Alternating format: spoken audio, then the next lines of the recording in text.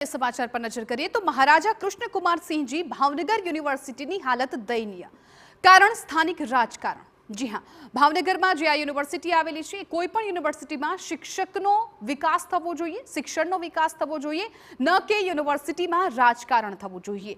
परंतु अहींया महाराजा कृष्ण कुमार सिंह जी भावनगर यूनिवर्सिटी हाल राजकीय अखाड़ो बनी गई है। छेल्ला 3 वर्षथी वधुनो समय थयो छतां कायमी कुलपति इंचार्ज कुलपतिनी निमणूक नथी थई, जेनी सीधी असर यूनिवर्सिटीमां अभ्यास करता विद्यार्थीओना शिक्षण पर पड़ी रही छे। यूनिवर्सिटीमां पेपर जोवाथी लईने पेपर काढवा सुधी विद्यार्थीओना सर्टिफिकेटथी लईने ऑनलाइन एडमिशन सुधी अनेक प्रश्न छे। नीति विषयक निर्णयो कायमी कुलपति न होवाथी लई शकाता नथी, जेने लईने विकास अटकी पड्यो छे।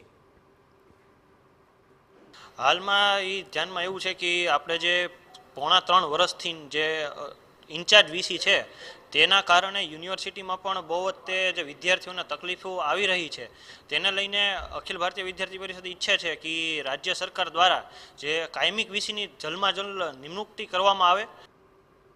तो लोकसभाની ચૂંટણી પહેલા કાયમી વીસીની નિમણૂક થઈ ચૂકી હતી, પરંતુ તેઓ હાજર ન થતા મામલો ખોરંભે ચડી ગયો। હાલમાં નવા વીસી માટે રાજ્ય સરકારના શિક્ષણ વિભાગ પાસે 3 નામનું કવર પહોંચી ગયું છે। આમ છતાં રાજ્ય શિક્ષણ મંત્રી નામ જાહેર નથી કરી શકતા, કારણ કે ભાવનગરના સ્થાનિક નેતાઓ મારા અને તારા લોકો ગોઠવવા માટે મથામણ કરી રહ્યા છે। જો કે એનએસયુઆઈ દ્વારા પણ આક્ષેપ કરવામાં આવ્યો છે કે યુનિવર્સિટીમાં ભ્રષ્ટાચાર થઈ રહ્યો છે, વિદ્યાર્થીઓના ભવિષ્ય સાથે ચેડા થઈ રહ્યા છે અને રજૂઆત કરવામાં આવી રહી છે કે તાત્કાલિક ધોરણે યુનિવર્સિટીમાં વીસીની પસંદગી કરવામાં આવે, જેથી કરીને વિદ્યાર્થીઓની સમસ્યાઓનું નિરાકરણ આવે।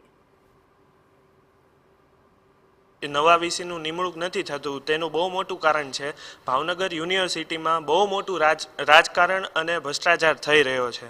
તેના માટે ભાવનગર યુનિવર્સિટીમાં ઓછામાં ઓછા 48,000 વિદ્યાર્થીઓના ભવિષ્ય સાથે ચેડા કરવામાં આવે છે।